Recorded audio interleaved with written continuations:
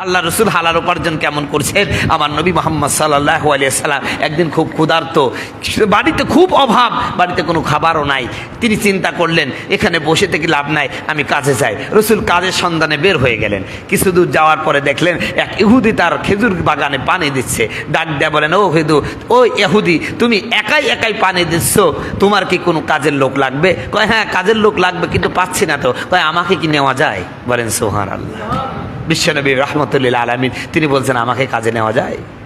নবীজিকে বললেন ঠিক আছে আমি তোমার কাজে নেব। কত টাকা মজুরি দেবে? কয় প্রতি বালতি পানি তুললে একটা করে খেজুর পাবে। কয়টা? একটা করে খেজুর। নবীজি ক্ষুধার্ত, কিন্তু পানি তুলতে হবে। গভীর কুয়া।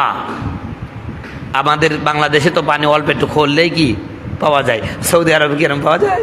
ওখানে কিন্তু শত শত মিটার কি করতে হয়, মাটির নিচে গেলে তারপরে কি পানি পাওয়া যায়। তো আমার নবীজি মুহাম্মদ সাল্লাল্লাহু আলাইহি সাল্লাম ক্ষুধার্ত এই অবস্থায় বালতি দিয়ে কুয়াতে পানি তুলছেন। পানি তুলতে তুলতে আমার ভাইয়েরা 3-4 বালতি তোলার পরে রসুল ক্লান্ত হয়ে গেছে।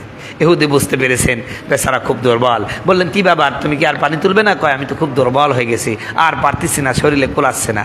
সম্মানিত বন্ধুগণ, আমার ভাইয়ারা আমার, ইহুদি এবার বাড়িতে গিয়া কয়েকটা খেজুর এনে রসুলকে দিলেন। আমার নবী নিজে খাইলেন। রসুলের সাথে একজন খাদেম ছিলেন, আনাস রাদিয়াল্লাহু তাআলা, মাত্র 10 বছর বয়স। এতটুকু খাবার দিয়েছেন, এই খাবারটাও দুইজন ভাগ করে খেলেন। বলেন সুবহানাল্লাহ।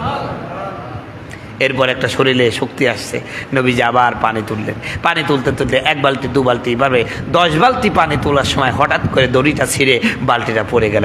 ইহুদি এসে যখন দেখছে আমার নবীর একটা চর মেরে দিয়েছে। জোরে বলেন নাউজুবিল্লাহ। রহমতুল্লিল আলামিনকে চর মারা দেখে নবীজির খাদেম আনাস কেঁদে দিয়েছেন, চোখের পানি ফেলে ফেলছেন। হারে, এই নবীজির সাথে আমি 10টা বছর চলি। আমার নবী মুহাম্মদ সাল্লাল্লাহু আলাইহি সাল্লাম যদি কোনো রোদের মধ্যে বসে, হঠাৎ করে মেঘে এসে ছায়া দেয়, আর সেই নবীর গালের উপরে চর দিয়ে দিল। নবীজি ইহুদিকে ধরে বলছেন হাতে কি কষ্ট পেয়েছ? আহারে, এর নাম হলো রহমতুল্লিল আলামিন। সম্মানিত বন্ধুগণ, আমার ভাইয়ারা, আমার নবী ইহুদিকে ডাক দেয়া বলেন তোমার হাতে কি কষ্ট পেয়েছ?